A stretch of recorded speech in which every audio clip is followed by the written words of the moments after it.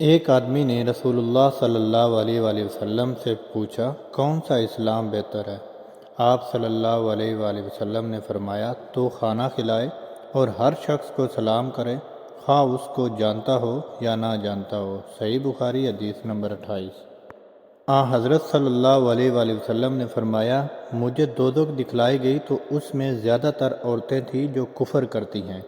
کہا گیا، کیا وہ اللہ کے ساتھ کفر کرتی ہیں؟ آپ صلی اللہ علیہ وآلہ وسلم نے فرمایا کہ خاوند کی ناشکری کرتی ہیں اور احسان کی ناشکری کرتی ہیں۔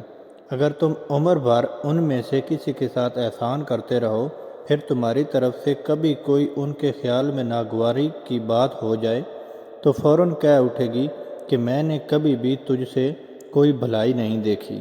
صحیح بخاری حدیث نمبر 29۔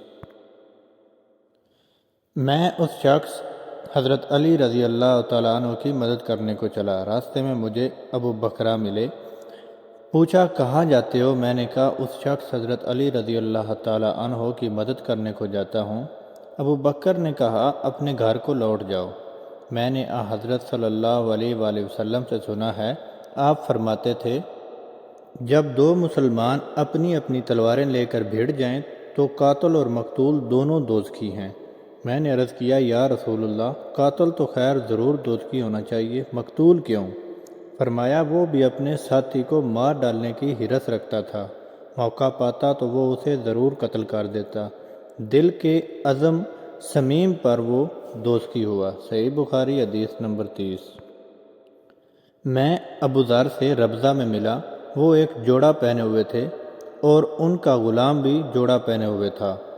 میں نے اس کا سبب دریافت کیا تو کہنے لگے، میں نے ایک شخص یعنی غلام کو برا بھلا کہا اور اس کی ماں کی غیرت دلائی یعنی گالی دی، تو رسول اللہ صلی اللہ علیہ وسلم نے یہ معلوم کر کے مجھ سے فرمایا، اے ابو ذر، تو نے اس سے ماں کے نام سے غیرت دلائی ہے، بے شک تجھ میں ابھی کچھ زمانہ جاہلیت کا اثر باقی ہے۔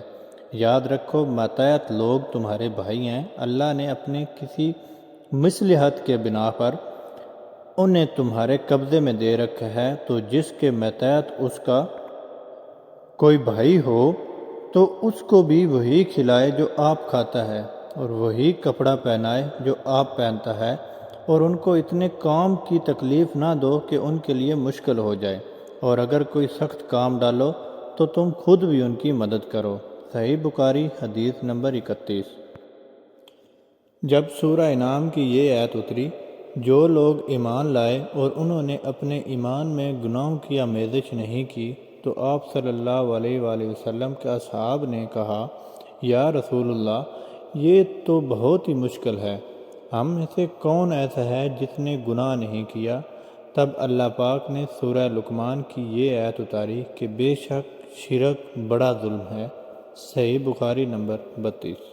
آپ صلی اللہ علیہ وآلہ وسلم نے فرمایا، منافق کی علامتیں 3 ہیں: جب بات کرے جھوٹ بولے، جب وعدہ کرے اس کے خلاف کرے، اور جب اس کو امین بنایا جائے تو خیانت کرے۔